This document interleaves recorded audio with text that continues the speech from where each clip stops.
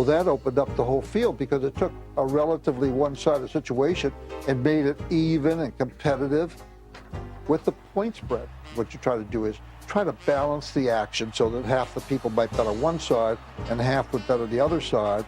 And with the commission, the bookmaker could sit back and enjoy the profit without worrying which side won. The point spread attracted more gamblers, but it also made sports more vulnerable to scandal. Betting on football and basketball with a point spread was efficient, but it also led to the possibility of corruption and the fixing of games. And in fact, this did happen. Now, a handful of ball players got the idea they were able to control the point spread because of their superiority. So instead of winning by 20 that they were favored by, they'd come in and win by 12 or 13. Unlike the 1919 World Series baseball scandal, with a point spread, a player could fix a game without having to actually lose. Until the Kefauver investigation, the extent to which players were shaving points was unknown.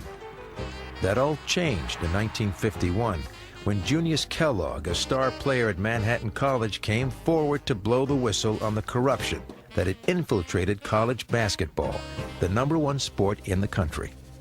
Following sensational disclosures of alleged fixing last year of basketball games for gamblers, students cheer Coach Ken Norton and player Junius Kellogg, who informed his coach when offered $1,000 to throw a recent game. The coach says, "We know and we feel, at least I do, that this is no local matter, that if our boys can be approached, they certainly must be approaching other boys throughout the country." Manhattan was just the beginning. Within months, City College of New York and Long Island University basketball programs also fell to point-shaving scandals. Next was basketball powerhouse Kentucky, led by star Alex Groza. In all, over a dozen players from 7 different college teams were busted for point-shaving. Behind the fixes was Salvatore Sollozzo, a businessman who saw a way to relieve himself of his substantial debt. He reasoned that by fixing the games, he could bet on the outcome with certainty. Surprisingly, bookmakers frowned on fixed games. The bookmakers had an interest in preventing fixing and point shaving because they were taking bets based upon a line. If that line was being interfered with by the actions of the players, they stood to lose. Kefauver finally had something to show for his efforts. He had blown the lid off of amateur sports where kids on meager allowances were susceptible to bribery. In addition, it set a precedent for future investigations.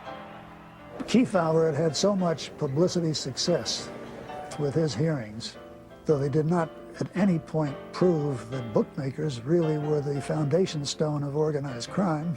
Kefauver's hearings paved the way for other hearings.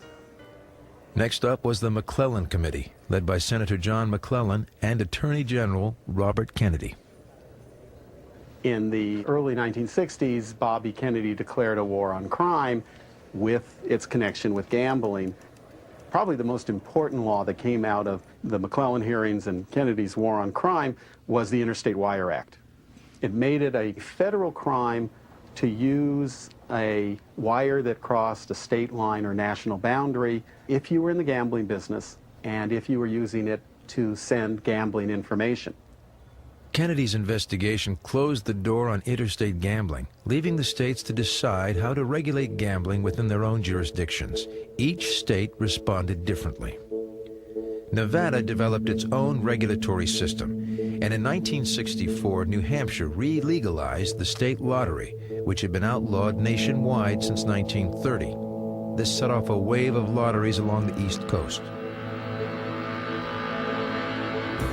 Through all the investigations of the 50s and 60s, gambling emerged stronger than ever. With television and the point spread bringing more people into the fold, team sports had replaced horse racing as the bettor's favorite gamble. And Las Vegas awaited with open arms.